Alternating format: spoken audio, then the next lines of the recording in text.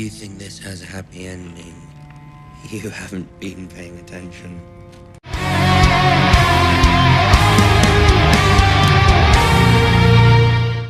What up, everyone? I am Havoc, and I am back with another review. Only this time it's not a game, it's not Zelda, it's Game of Thrones, the last season. So, the whole series has always been, I'm going unscripted for the most part, got a list. Yeah, the series itself has always been polarizing. People you love die, Ned Stark, Robb Stark, Catelyn Stark, mostly Starks. There's no happy endings, hardly ever. And it's always been building up to this final battle between Daenerys Targaryen, Cersei, and, the Night King and Jon Snow. But season 8, it was polarizing. Very polarizing, especially for Game of Thrones. The whole season felt very rushed. It was very, it was only 6 episodes. But being rushed, it was necessary. They really had a lot to put to an end because for some reason D&D really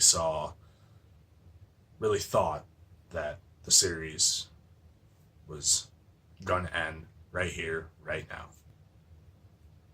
It kind of worked. Kind of. Me personally, I'm at peace with it.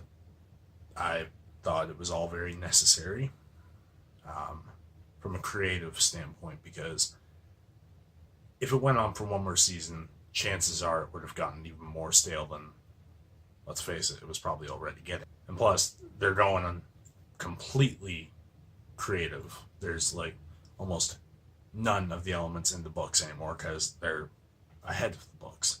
George R.R. Martin himself said that the show should have gone on for one more season. But that would have risked it getting a little stale. Or drawn out, I should say. Maybe 2 or 3 episodes might have helped, but I don't know. I was okay with it. All things must come to an end, and that's the harsh truth. So let's talk the character arcs. Right from the get-go, you immediately get the romance between Jon and Dany, but in the same episode, it was put to bed real quick. Sam and Bran being total cock blockers. Yeah, really looking out for your bro. No, you weren't. You also had the rivalry between Sansa and Daenerys. Sansa wanted to keep the North independent. Dany, being the Targaryen conqueror, wanted everything. And that was where she really began to fall into the shadow of her father, I should say. Speaking of Sansa, she is the queen of the North, and honestly, given her all her hardships, she has more than earned it. That was one of the things I really enjoyed about the season. I usually don't like Sansa at all. She is easily one of my least favorite characters, but they did her justice. The scene where the Northerners are raising their swords to the Queen in the North, applause-worthy. Now, when it comes to Arya,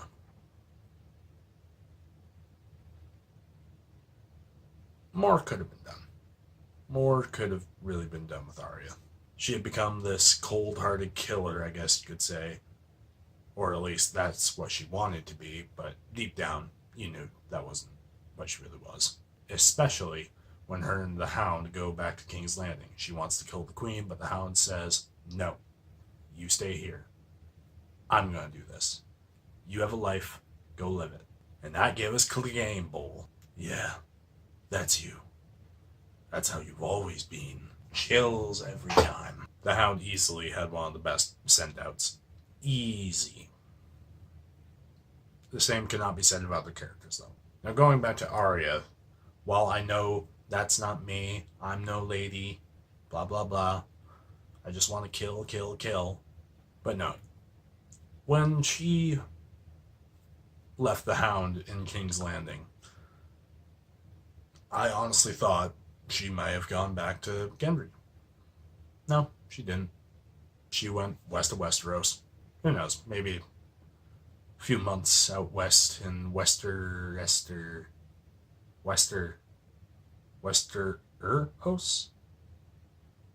Westeroser? I don't know, whatever the name is, if there is one. Maybe when she comes back, she might settle down Storm's End with Gendry. Who knows? Fans can dream. Now, Theon Greyjoy, maybe one of the biggest character arcs in the game. We are talking Game of Thrones. I'm so used to reviewing video games. Him redeeming himself after all the shit he's done, it was really worthwhile. I thought it was really well done. And he was taken out by the Night King, which to some may have been a little underwhelming, but it's the Night King. Speaking of the Night King, he is my favorite character aesthetically. I love the look of him. I know he looks like an icy Darth Maul. Still love him to death. He was always a background character, and he went out as such. The series was always more about the throne than the undead army. Yeah, the undead army is this huge threat, but it's all about the throne. It's not Game of Lives, Game of Death. It's Game of Thrones. It's about the throne. It's more so about the politics and the war between the living, I should say. This was easily one of the biggest clashes through the fandom. Was Arya the right person to kill the Night King? Personally, I say yes. They've been building up her character arc as like, what do we say to the god of death? Not today. The Night King is the personification of death. So it makes sense that she would be the one to kill her. Or kill him. It makes sense she would be the one to kill him.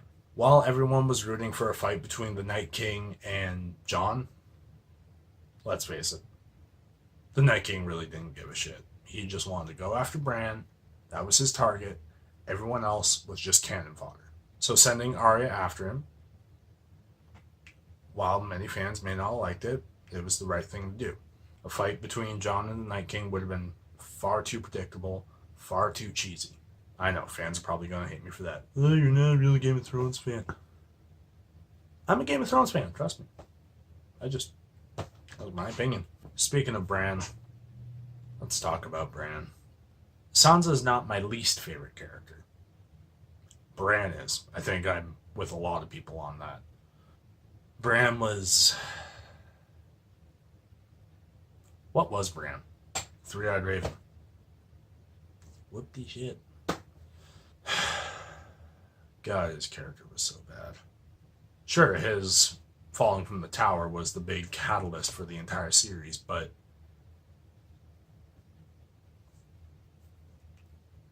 did he really have to become Brand Broken, first to his name, King of the Andals and the First Men? Oh my God, who the hell cares?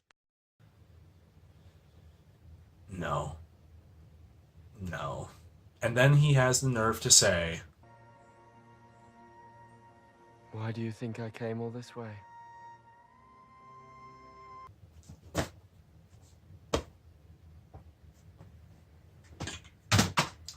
may as well chop your legs off at this point, buddy, or your head. He who passes this sentence must swing the sword. And my swinging arm's ready. That was easily my biggest gripe with the season, was Bran becoming king. No. Which brings us back to Jon and Dany, the two Targaryens, the last Targaryens. When Dany lost both her friends, and not to mention one of her dragons, it was understandable that she was in a bad place. She was going to take things into her own hands. She was going to snap. And I saw it coming. When she's up there on Drogon in King's Landing and the bells are ringing, I thought, no. She is not going to just let this roll. And lo and behold, she burns the city. Women, children, and all. Oh my God. She is Anakin Skywalker. I killed them. I killed them all. They're dead. Every single one of them. And not just the men, but the women. And the children, too. The memes. Her descent into madness was understandable, but at the same time foreseeable, because through the whole series, she always did what she saw was right. even though her advisors may have not seen that way. When Tyrion's telling Jon about all the stuff she's done for the greater good, it makes you wonder, is she really right for Westeros? And then comes the whole reliving her vision. She's in the throne room. The Iron Throne is right there, but she doesn't take it, like her vision showed.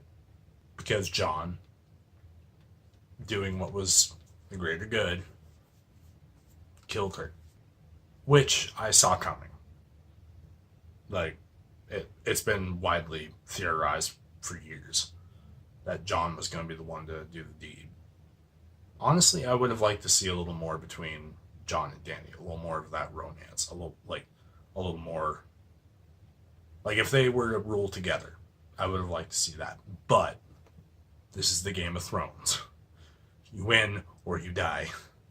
No middle ground. Like I said, way too much fan service. Now, easily one of the saddest parts of the series was Drogon nudging Dany, trying to wake her up.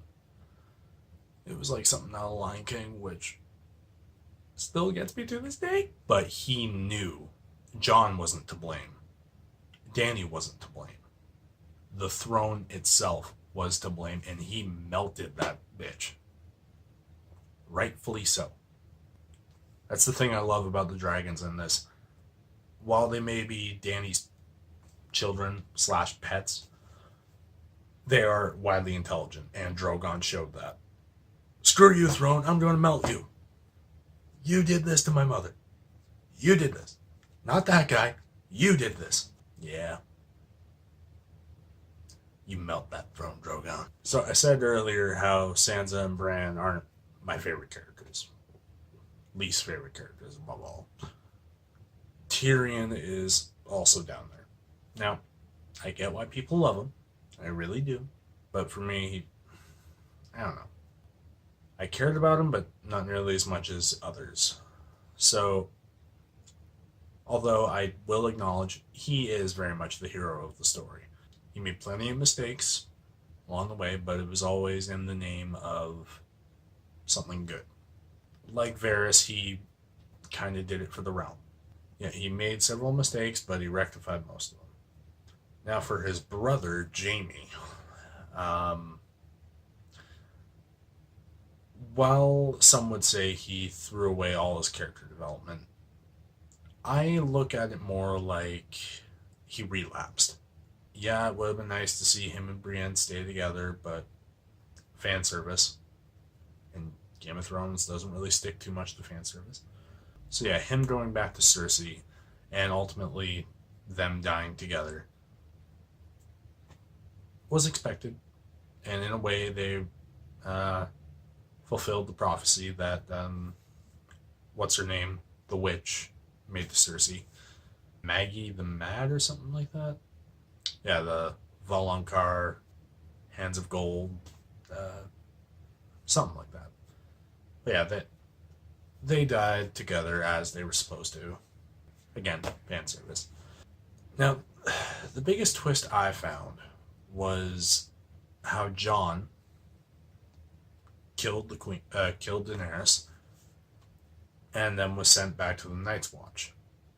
Here's the thing, though: there's no Night's Watch left. They're all wildlings.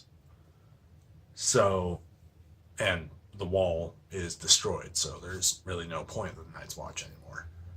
So, seeing Jon go up north with Tormund and the rest of the wildlings, he essentially became a new man's raider. And he went to the real north, where Ygritte came from, which I thought was good. It was actually the right way to go. And where you began. Something like that. So yeah, all the stuff of him being a Targaryen may have been pointless, but the Targaryens were pretty much done at that point. Like, there was no need for them anymore. They lived their purpose. Done and done. So altogether, like I said, I was at peace. There were some things that were changed. There really were. But I am overall satisfied. I really like the way it went. Now we have the prequels and spin-offs to look forward to, which I'm hoping are either The Long... or no, not The Long Night. Or maybe The Long Night. I don't know. Aegon's Conqueror of Westeros. I'd like to see that. Robert's Rebellion, because everyone wants to know Rhaegar and Lyanna. I get it. Or The Long Night, because I would love to see more White Walkers. Now, maybe down the road, I would like to see them do kind of a reunion, but it's unlikely, because Game of Thrones is not... I wouldn't say it's on the side of its fans. It's very much its own thing. Doesn't want to be too predictable. But anyway, I guess that's it. So yeah, Game of Thrones. What did you think? Did you hate it? Did you love it? Were you at peace with it like I am? Let me know in the comments below. And don't forget to like, subscribe, and share. I am Gallant Havoc, and